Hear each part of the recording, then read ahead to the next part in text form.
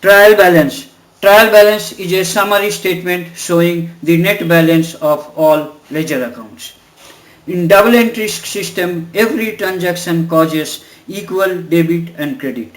Trial balance is the account-wise summary of all the ledger transactions, that is vouchers and balances. So the total of debit and credits in the trial balance would also be equal. As the equality of debit credit in each voucher is ensured by tally during voucher entry, the trial balance will not tally if the total debits and credits of opening balance of all ledger accounts are not equal. In case of difference in opening balance, tally shows the line difference in opening balance to make the trial balance totals equal. Carefully check the opening balance.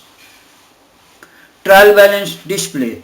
Select Gateway of Tally Display Trial Balance to get trial balance display screen showing the closing balance of major account groups. Click F12 Configure to get trial balance configuration screen to set the contents of trial balance.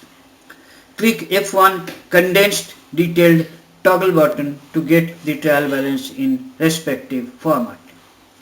F1 condensed format, the closing balance of only top level primary group figures are shown, so one line is shown for each top level primary group.